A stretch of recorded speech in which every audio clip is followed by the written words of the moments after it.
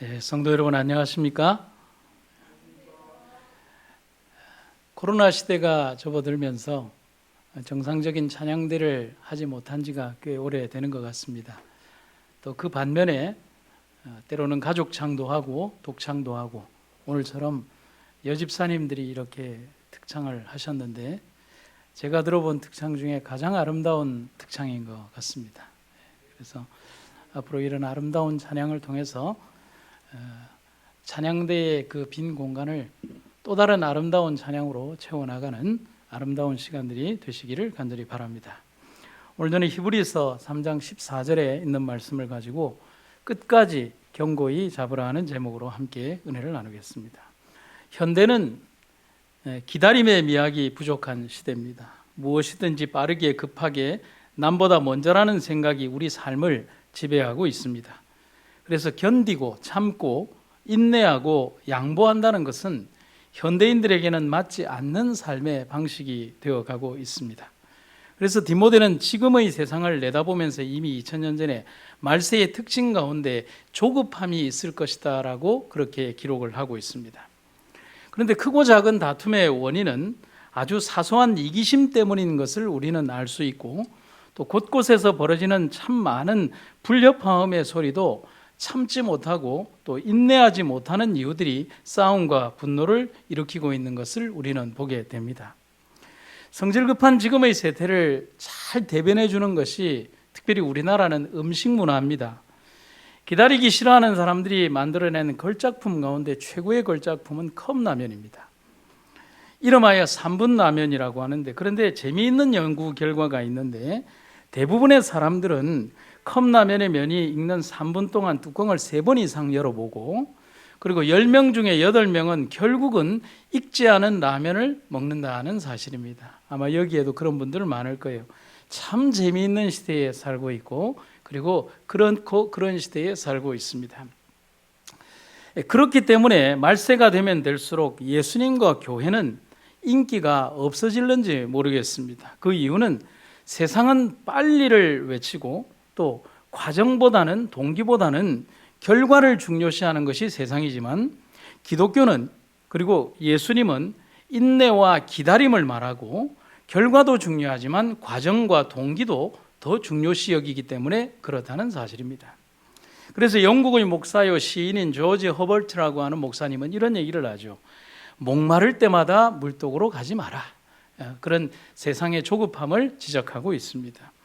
어떤 목표를 이루기 위해서는 참고 견디는 인내와 결단력이 필요합니다. 하고 싶은 거 다 하고 즐기고 싶은 것은 다 즐기는 사람은 목표를 이룰 수가 없습니다. 그러나 한 가지 목표를 향해서 걸어가는 사람은 그 목표에 언젠가는 도달할 때까지 또 가야 합니다. 그러기 위해서는 인내해야 한다는 사실이죠.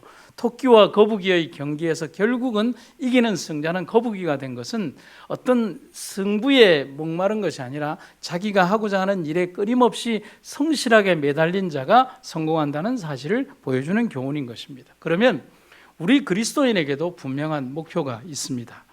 우리는 그 아름다운 마지막 결말에 도달하기 위해서 우리의 삶을 재정비할 필요가 분명히 있는 시기에 살아가고 있습니다.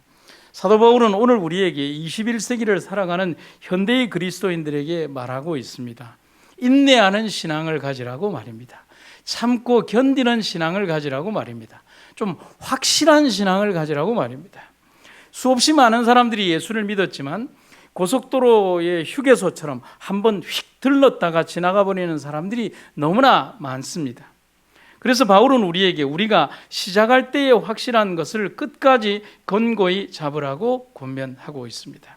그런 신앙이 우리에게 너무나 절실히 필요로 되는 시대에 살고 있습니다. 그래서 성경은 우리에게 인내하고 견디는 자에게만이 아름다운 축복이 있음을 말하고 있습니다. 마태복음 10장 22절, 나중까지 견디는 자는 구원을 얻으리라. 그러나 끝까지 견디는 자는 구원을 얻으리라. 계시록 14장 12절, 성도들의 인내가 여기 있나니 저희는 하나님의 계명과 예수 믿음을 지키는 자니라. 특별히 예언의 역사에서 이 교회를 바라볼 때 마지막 남은 백성의 사명을 가진 사람들에게는 인내하는 신앙이 특별히 필요하다고 말하고 있습니다. 여러분 기억해야 합니다. 인스턴트와 패스트푸드 시대에 살아가는 사람들은 기다림과 인내를 모릅니다. 기다림과 인내를 아는 사람들은 패스트푸드와 인스턴트에 물들지 않겠죠. 그래서 오실 주님도 인내하는 신앙도 원하지 않습니다. 기도하면 바로 이루어져야 되고 내가 원하는 것은 즉시 되어야 합니다. 그러나 신뢰하며 믿고 기다리는 자는 분명히 그 결과를 거둔다는 사실입니다. 그런 삶을 추구해야 하고 그런 삶을 살아야 하고 그런 신앙의 생애를 추구하며 살아가는 삶이 필요하다는 사실입니다. 제가 한 분을 좀 소개해 드리겠습니다. 벤자민 워필드라고 하는 목사님이자 신학자인데요. 세계적으로 유명한 신학자입니다. 그가 1921년 세상을 떠나기까지 그는 34년 동안 프린스턴 신학교에서 제자들을 가르친 신학 박사입니다. 목회자들은 성경의 영감과 권위와 같은 그의 책들은 잘 알고 있지만 그의 개인적인 삶은 얼마나 숭고했는지에 대해서 잘 모르고 있습니다. 그리고 1876년에 그에게 일어났던 일을 잘 모르고 있습니다. 벤자민 워필드 목사님이 25살이던 그는 앤이라는 아리따운 여인과 결혼을 했습니다. 그리고 독일로 신혼여행을 갔습니다. 그런데 맹렬한 풍랑 속에서 그 배에서 사랑하는 약혼녀 앤이는 내려치는 번개에 맞았고 그리고 거기에서 영구적인 불구 상태가 됩니다. 그리고 그날 이후 그녀는 전혀 움직임이 없는 상태로 죽기까지 39년 동안을 그런 불구의 상태로 움직이지 못하는 상태로 삽니다. 그런데 워필드 박사님은 그녀가 생을 거두는 39년 동안 단 한순간도 그녀의 곁을 떠나지 않고 자기의 신학 박사 또 교수로서의 위치와 또 아내를 돌보는 일을 소홀히 하지 않고 39년을 보냈다는 사실입니다. 그래서 워필드 박사의 생애를 보면 결혼 생활 내내 2시간 이상 집을 비운 적이 거의 없었다고 합니다. 그래서 제가 이게 과연 가능한 일인가라고 그분의 어떤 일대기를 살펴보니까 아마도 그의 집무실과 프린스턴 신학교에서 가르쳤던 그곳이 굉장히 가까웠던 모양입니다. 그래서 급히 제자들을 가르치고 돌아와서 또 아내를 돌보고 하는 그런 삶을 39년을 보내었다는 사실입니다. 그렇게 39년 동안 한 남자가 한 여자를 위하여 보여주었던 인내와 성실함 그리고 진실한 사랑의 근원이 어디에서부터 시작이 되었을까? 워필드 박사님은 그의 삶을 정리하면서 이런 얘기를 우리에게 해줍니다. 하나님께서 사랑하는 자들에게 일어나는 모든 일들은 좋은 것일 수밖에 없다. 모든 것을 그분이 통치하심으로 우리 각자에게 일어나는 모든 일로부터 오로지 선한 것들만을 수확해야 한다. 우리가 잘 들었던 말 가운데 기억나는 아주 비슷한 말이 하나님께서 주시는 것이 가장 좋은 것입니다 하는 그 말과 같은 맥락이라고 보는 것입니다. 이러한 워필드의 사상을 로마서 8장 20절로 자신의 삶 전부 다를 담아놓았다고 합니다. 우리가 알거니와 하나님을 사랑하는 자 곧 그의 뜻대로 부르심을 자들에게는 모든 것이 협력하여 선을 이루니라.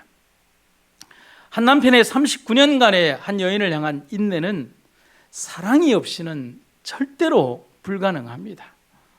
여러분, 이 불가능함을 가능으로 만든 그 사랑을 주신 분이 우리의 하나님이며 하나님의 사랑이 우리를 그렇게 인도하고 계시다는 사실을 우리가 잊지 마시기를 간절히 바랍니다. 그렇듯 그분에 대한 우리의 사랑도 인내가 없이는 불가능합니다. 그 사랑과 인내를 경험하는 이 시간이 되기를 간절히 바랍니다. 히브리 기자의 권면의 첫 번째는 확고한 신앙으로 시작하라고 우리들에게 권면하고 있습니다. 우리가 처음 믿을 때에 가졌던 확신을 끝까지 가지고 있으면 우리는 그리스도께서 주시는 구원을 함께 누리는 사람이 될 것입니다. 바울은 시작할 때에 곧 우리가 그리스도를 믿을 때에 확실함으로 시작해야 할 것을 권면하고 있습니다. 바울은 우리의 시작이 확실함으로 시작하라고 명령합니다. 또한 우리의 시작이 확실한 것을 붙드는 신앙인의 모습이 될 것을 말하고 있습니다. 우리의 신앙이 바울이 말하는 흔들림 없는 확고한 신앙인가를 오늘 이 시간 점검해 볼 필요가 있습니다. 한번 생각해 볼까요? 성경을 들고 다니는 것과 말씀 속에 사는 것과는 엄밀히 말하면 다릅니다. 교회를 다니는 것과 교회의 주인이신 그리스도를 믿으며 그분의 삶을 사는 것은 다릅니다. 건물도 마찬가지입니다. 십자가만 걸려 있다고 교회는 아닙니다. 교회에 하나님이 임재하시고 하나님을 참된 마음으로 섬기는 성도들이 있어야 교회가 되는 겁니다.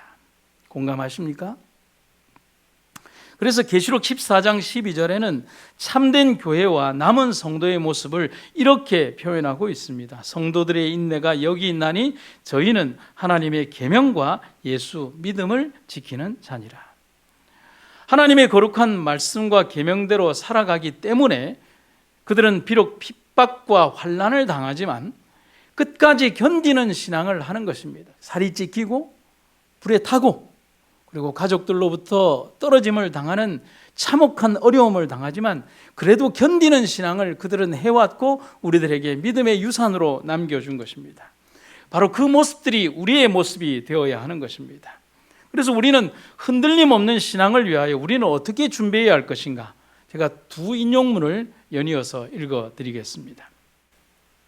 나는 내가 본 흔들림의 의미를 물어보았는데 그것은 라오디게아 교회를 향한 참된 증인에 의해 환기된 솔직한 증언으로 말미암아 일어날 것임을 보았다.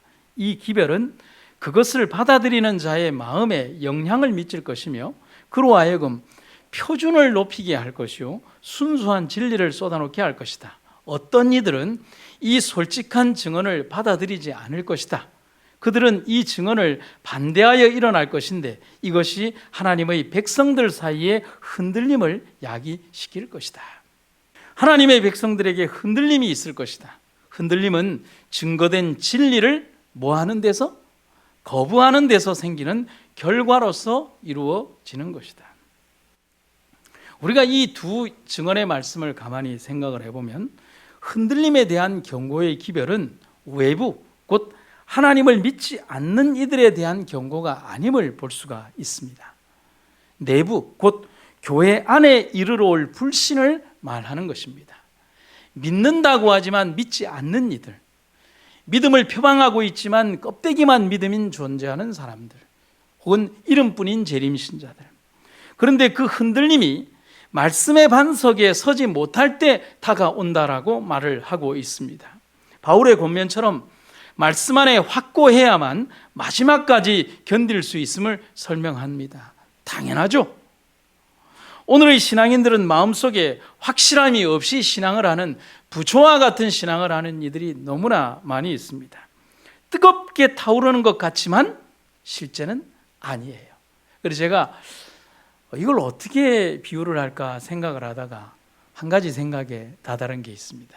굳이 오늘날의 신앙인들의 모습을 비유를 한다면 냉동실에서 오래 있다가 꺼낸 돌덩어리 같은 아주 차가운 떡을 해동하는 것과 비슷하다. 한번 상상을 한번 해보시죠.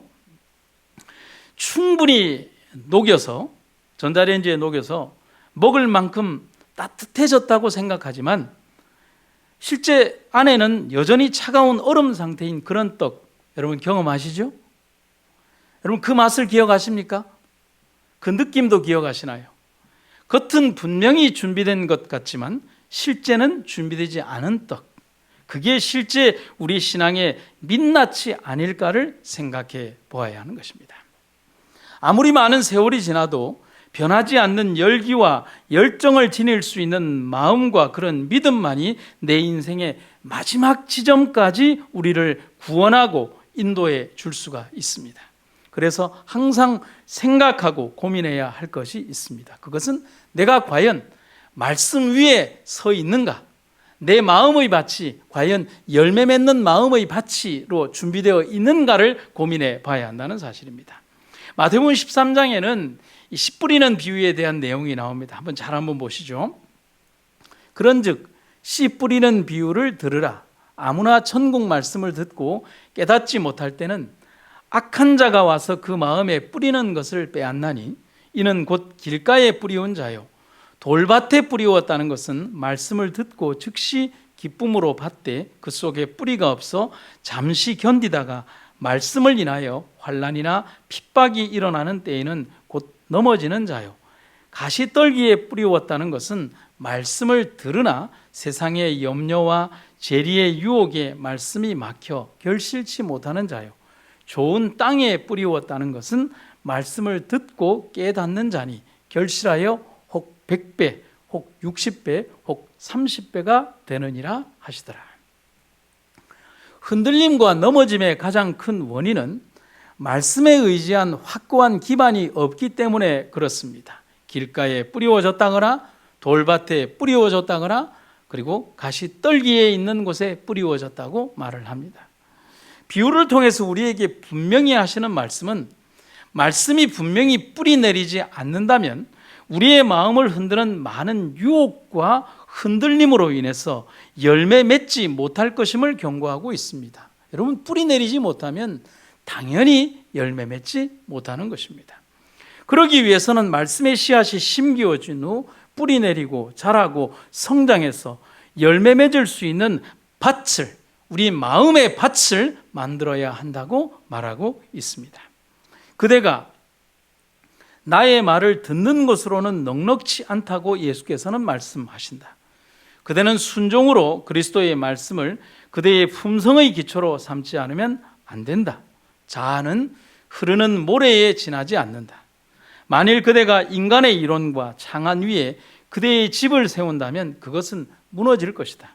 시험의 바람과 시련의 폭풍으로 말미암아 그 집은 쓸려감을 당할 것이다. 그러나 내가 말한 이 원칙들은 길이 존속할 것이다. 나를 영접하라. 나의 말씀 위에 건설하라. 아멘. 여러분, 우리가 지금 이 시간 가장 먼저 생각해야 할 것은 오늘 내 삶이 그분과 그렇게 연결되어 있는가를 한번 깊이 생각해 봐야 합니다. 오늘 내가 내 삶이 그분과 항상 연결된 삶을 살고 있다면 나는 결코 내가 지금 선택한 그 일에 대하여 좌절하거나 의심하지 않을 것입니다. 왜? 그분이 내게 확신을 주시니까 말입니다. 많은 사람들은 하나님을 믿노라고 하면서 자신의 삶은 따로따로 살아갑니다. 그런 행동은 이스라엘 백성들의 행동에서 그대로 드러나는 장면을 보고 있습니다. 출애굽기 32장 1절부터 4절에는 어처구니 없는 사건이 기록이 되어 있습니다. 하나님이 백성을 위하여 계명과 율법을 반포하는 시간, 기다릴 줄 모르고 하나님과 살아있는 연결을 이루지 못했던 백성들과 심지어 모세의 형 아론까지도 합세해서 금을 녹여서 애굽의 우상인 송아지 형상의 우상인 애굽의 아피스 신을 만들고 있는 장면이 여기에 있습니다. 이 땅에 얼마나 많은 하나님의 백성들도 이들처럼 하나님을 믿는다고 하면서도 이들과 똑같은 어리석은 행동으로 하나님을 슬프게 하고 자신을 파멸의 길로 이끌고 있는가를 기억을 해야 하는 것입니다. 여러분, 오늘 우리가 이 시간 기억하시게 되기를 간절히 바랍니다. 오늘 우리가 하나님과 연결되어 있지 않다면 우리는 사단과 연결되어 있을 것입니다. 우리가 하나님께 전적으로 의지하지 않는다면 사단은 우리를 나의 의지와는 상관이 없이 그냥 가져갈 것입니다. 그것이 가능할까요? 가능한 이유는 나는 내 의지로는 절대로 마귀를 이길 수 없기 때문에 그렇다는 사실입니다. 사단은 모든 유혹과 모든 방법 그리고 두려움으로 우리를 지배할 것이기 때문에 그렇습니다. 빠른 물살 속에서 상류를 거슬러 올라가는 사투를 벌이는 연어는 오로지 한 가지 목적과 염원 이외에는 생각하지 않습니다. 그리고 험난한 물줄기 가운데에서도 자신만의 통로를 찾아서 끝까지 마지막 목적지까지 올라갑니다. 살이 찢기고 지느러미가 갈라지는 그런 고통을 당하면서도 한 가지의 목적만을, 그리고 될 때까지 합니다. 여러분, 하늘을 향해서 가는 우리의 여행이 평탄하기만을 바라십니까? 여러분, 평탄할 수만은 없습니다.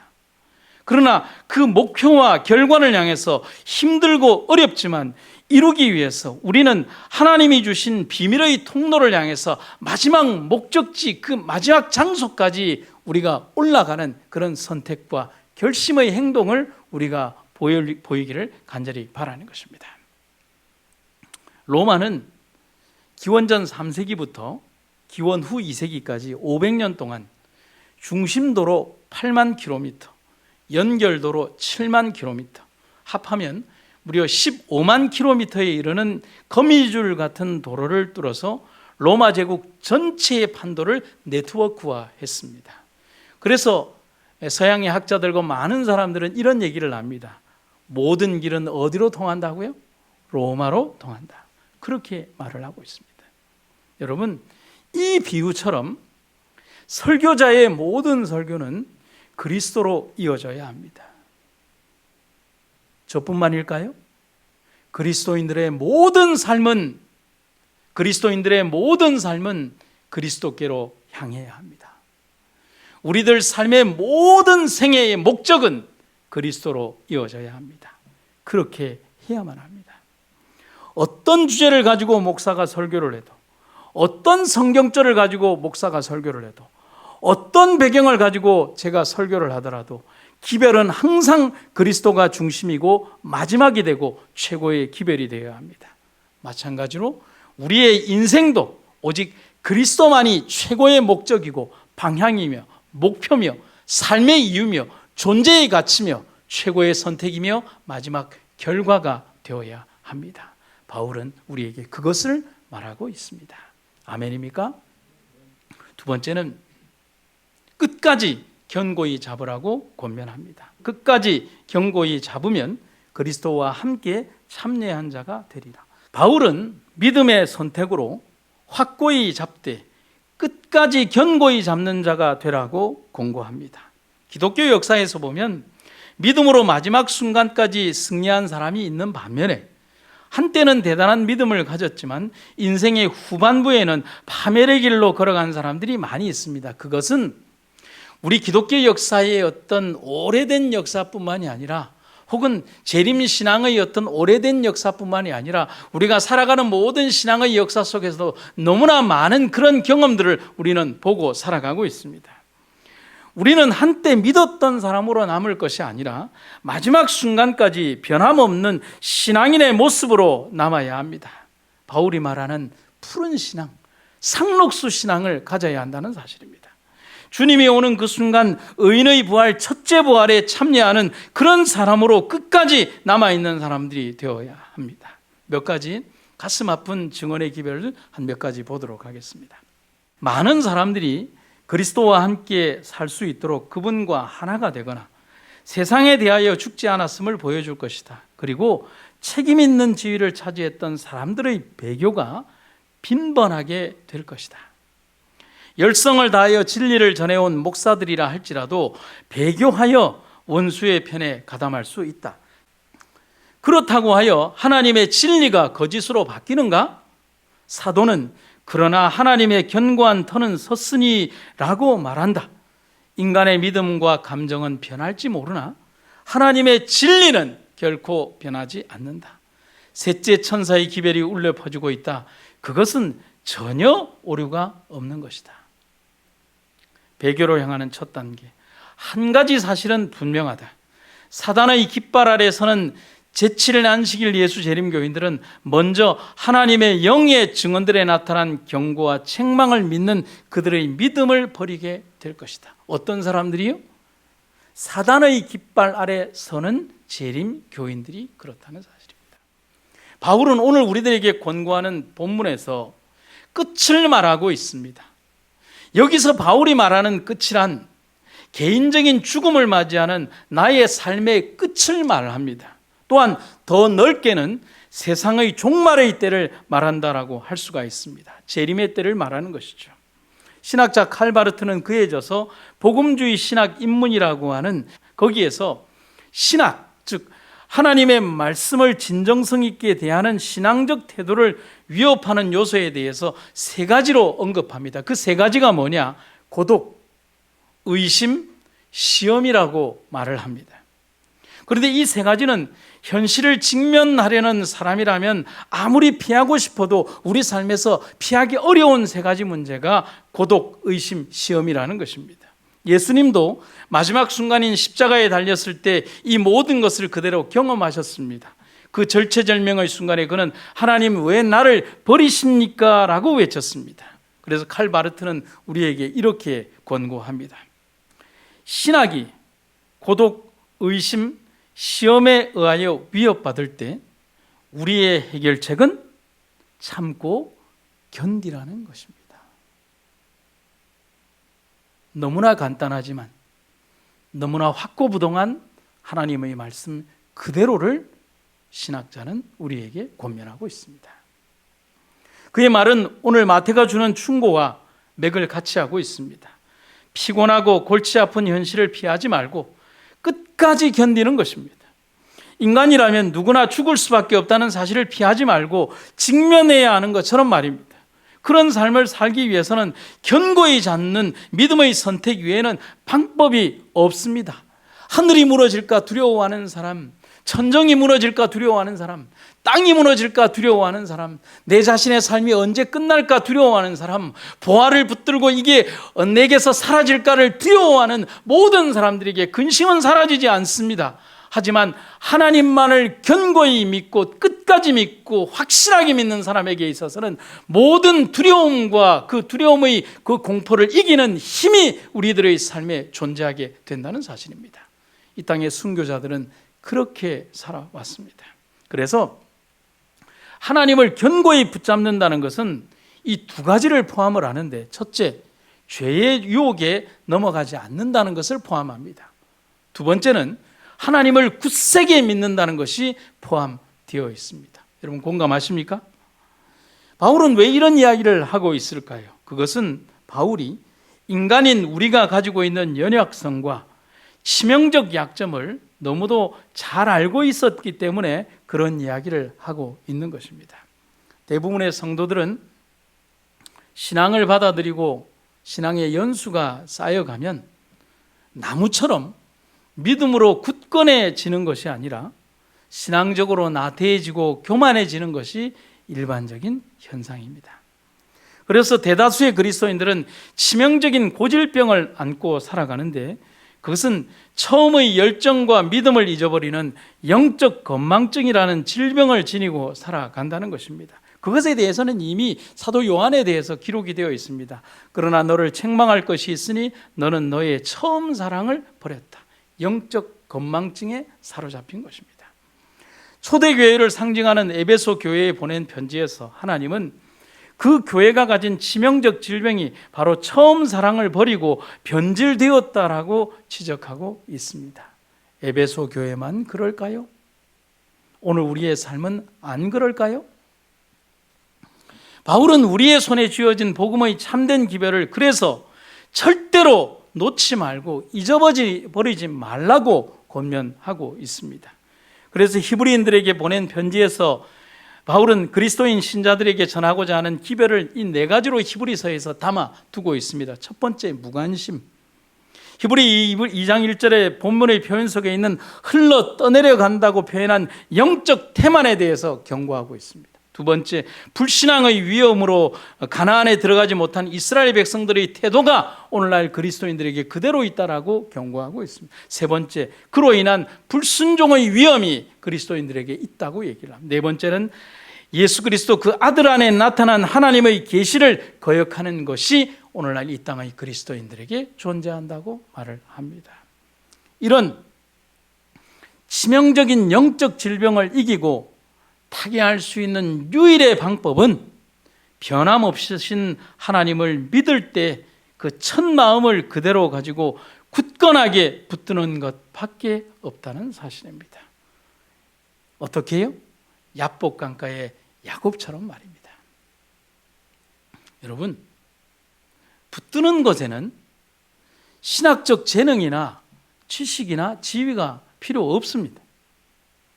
오직 단순하고 우직한 믿음으로 축복하지 않으시면 놓지 않겠다는 결심을 가지고 환도뼈가 으스러지는 상황에서도 천사의 날개와 옷을 부여잡고 견디는 겁니다. 여기에 신학이 뭐가 있습니까? 결코 환영받지는 못했지만 당신으로부터 응답을 받기까지 개 취급을 받아도 떠나지 않겠다는 확신과 믿음이 있어야 합니다. 여기에 무슨 신학이 필요합니까? 그리고 혈루증 여인처럼 일생과 생명을 거는 단호함과 결단과 끈기가 필요한 것입니다. 여러분, 우리의 믿음의 의지가 단호함과 확신과 결단이 필요한 시대인 것입니다. 그래서 빌리 선데이라고 하는 저명한 신학자는 이런 얘기를 합니다. 많은 사람이 재능의 부족보다는 결심의 부족으로 실패한다. 이 이야기가 우리의 이야기가 되지 않기를 간절히 바랍니다. 한 5살짜리 꼬마 아이의 이야기가 있습니다. 그런데 그 꼬마 아이가 자주 이런 얘기를 한다 합니다. 나는 예수님이 왜 돌아가셨는지 알 수 있어요. 그래서 사람들이 깜짝 놀랍니다. 이 5살짜리 아이가 그런 얘기를 하니까. 그것은 예수님께서 전봇대에 올라가셨기 때문이에요. 이렇게 얘기를 하더라는 거예요. 그래서 사람들이 왜 그럴까라고 이렇게 궁금해하니까 아이가 전에 예수님께서 십자가를 지고 가는 그림을 본 적이 있었는데, 아이가 그렇게 말한 이유는 예수님이 지고 가는 십자가가 동네 어귀에 있는 전봇대로 생각했기 때문이라고 그렇게 생각한 겁니다. 그래서 아이는 예수님을 전봇대에서 전기를 연결하는 그런 사람인 줄로 알고 있었어요. 어느 날 주일학교 선생님이 아이들에게 예수님 이야기를 해주고 난 다음에 질문을 했어요. 예수님은 왜 돌아가셨을까요? 라고 질문을 했습니다. 그러자 이 아이가 손을 반짝 들면서 대답을 이렇게 합니다. 예수님은 이 땅에 전기를 연결해 주시다가 돌아가신 거예요. 여러분, 아주 짧은 시간이지만 이 문장을 한번 생각을 해보시죠. 제가 이 아이의 대답을 듣고 한동안 이 아이의 대답에 머무를 수밖에 없었습니다. 아이는 정말 중요하고 확실한 진리를 말해주고 있습니다. 예수님의 십자가는 죄로 끊어진 이 세상에 영원한 생명의 전원을 연결하신 분이라는 사실입니다. 아이는 정답을 말한 것입니다. 생명의 전기가 그분을 통하여 우리에게로 연결되고 있습니다. 십자가는 이 땅에 당신의 몸을 던져 만드신 생명의 연결선입니다. 아멘이죠? 이제는 전에 멀리 있던 너희가 그리스도 예수 안에서 그리스도의 피로 가까워졌느니라. 그는 우리의 화평이신지라 둘로 하나를 만드사 중간에 막힌 담을 허시고 또 십자가로 이 둘을 한 몸으로 하나님과 화목하게 하려 하심이라. 원수된 것을 십자가로 소멸하셨느니라. 화이트는 이렇게 얘기를 합니다. 갈보리의 십자가는 우리에게 영원한 생명에 대한 하나님의 서약이다. 우리를 향한 하나님의 위대한 약속이 갈바리 십자가라고 말을 하고 있습니다. 그렇다면 오늘 우리의 신앙은 절대로 후퇴하지 말아야 합니다. 그리고 후회하지 말아야 합니다. 놓지 말아야 합니다. 마지막 생명의 줄을 놓지 말아야 합니다. 그것뿐입니다. 이것밖에는 없습니다. 돌아갈 길은 없습니다. 돌아가서도 안 됩니다.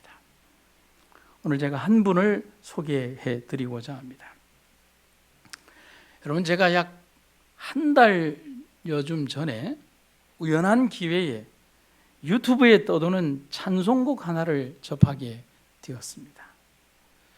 처음에 무심코 틀은 그 노래 하나가 너무나 감동적이었습니다.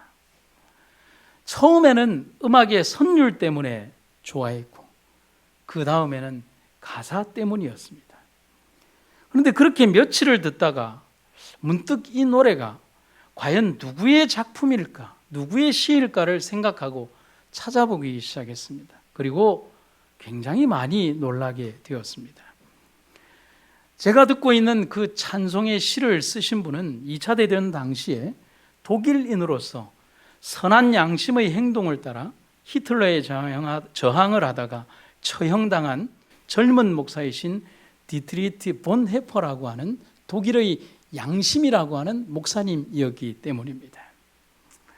여러분, 본 헤퍼의 삶은 제가 다음과 같이 소개해 드립니다. 1906년 독일 프로이센 브라우슬라우에서 칼 본헤퍼와 파울라 본헤퍼 사이에 8남매 중 6째로 태어났습니다. 7째인 누이 사비네와는 쌍둥이였습니다. 아버지는 학자, 법률가 집안, 어머니는 모계는 귀족 출신으로서 신학자, 목사 집안이었습니다. 이렇듯 본헤퍼는 독일 제국의 엘리트 가정에서 성장을 했습니다. 그가 6살 되었을 때 아버지가 베를린 국립대학병원의 원장과 대학 정신의학 주임 교수로 취임되었기에 가족 모두가 베를린으로 이주했습니다. 그리고 그 해에 1차 세계대전이 발발했습니다.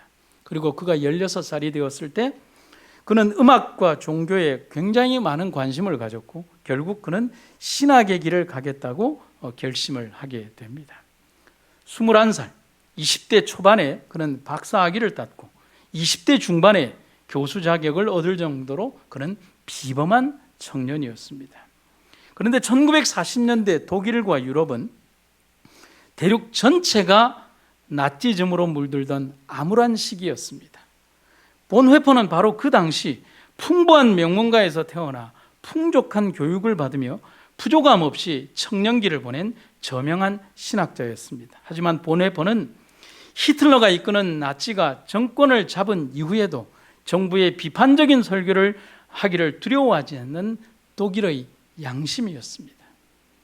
40살 형장의 이슬로 살아가기까지 그에게는 살 수 있었던, 또 그가 삶을 선택할 수 있었던 숱한 많은 선택의 기회가 있었습니다.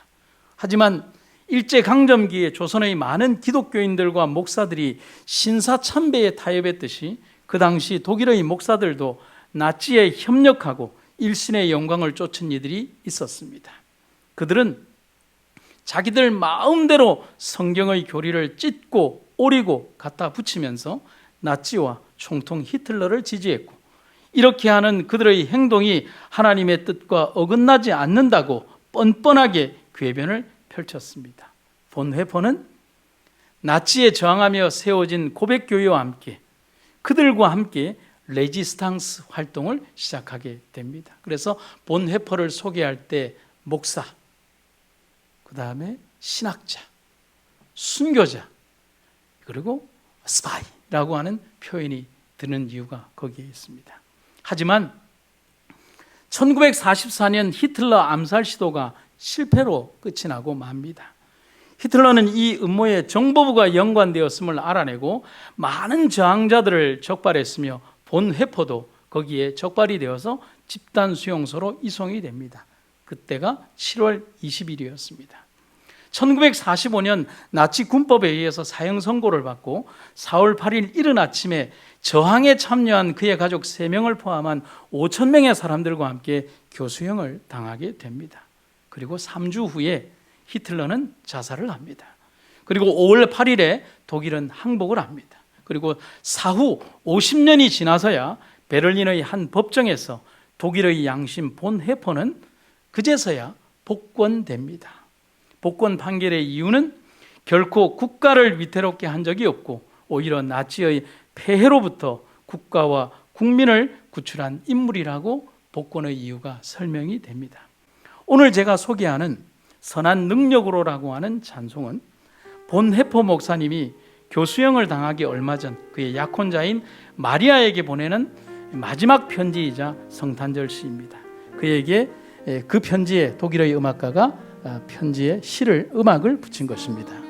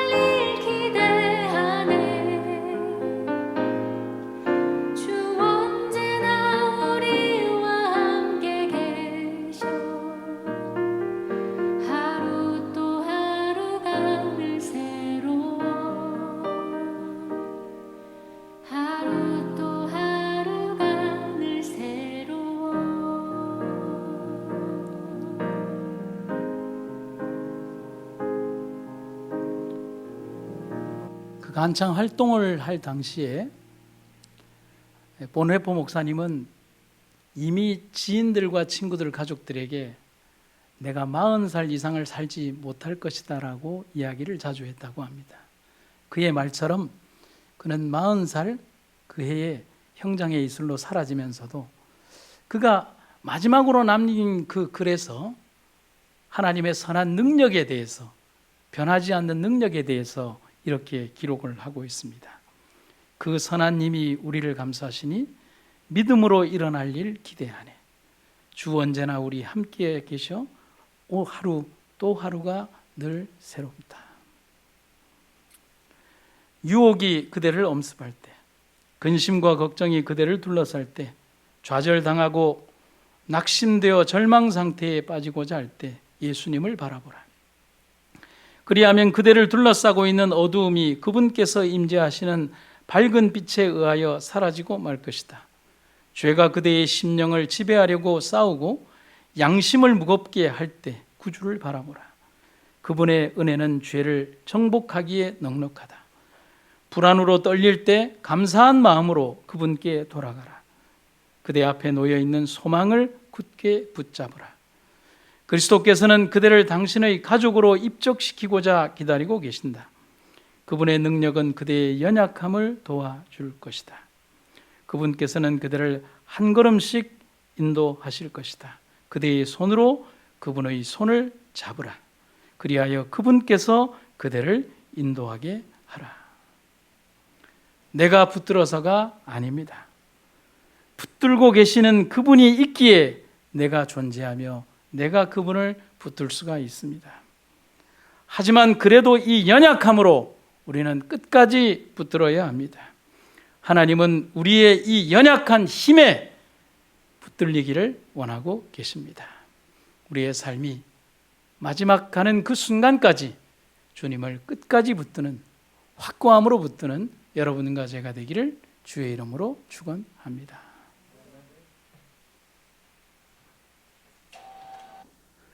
아버지 하나님, 우리 삶의 호흡마다 함께 하시고 우리의 오늘을 존재케 하신 하나님 은혜를 인하여 감사드립니다. 우리의 삶은 안개와 같고 하루살이와 같지만 이런 무가치한 삶을 선택하셔서 예수님 십자가에 달려 돌아가셨고 우리에게 영생과 구원이라는 귀한 은혜를 아낌없이 주신 주의 은혜를 우리가 무엇으로 감사하겠습니까? 우리의 생애가 온전히 주님만 바라보게 하시고 주님을 붙드는 삶을 잊지 않게 하여 주시옵소서. 지푸라기 같은 믿음이지만 오로지 주님만 바라보는 신앙 되게 하시고 오직 주님 때문에 살아가는 신앙이 되게 하여 주시옵소서. 우리를 둘러싼 수없이 많은 어렵고 힘든 삶의 여정 속에서도 그러나 오직 하나님만이 계시다, 하나님이 우리를 인도하신다는 해바라기 신앙으로 주님을 바라보게 하여 주시옵소서. 이제 우리 신앙의 여정 가운데 마지막이 다가오고 있습니다. 이제 무엇을 해야 할까 우리 삶에 고민하며 또 두려워하지 말고 오로지 하나님을 향한 선택과 헌신을 끊이지 않게 하게 하여 주시옵소서. 우리 삶에 주어진 삶의 남은 시간을 오로지 주님을 위하여 사용케 하여 주시옵소서. 주의 은혜를 감사드리며 예수님 이름으로 기도드립니다.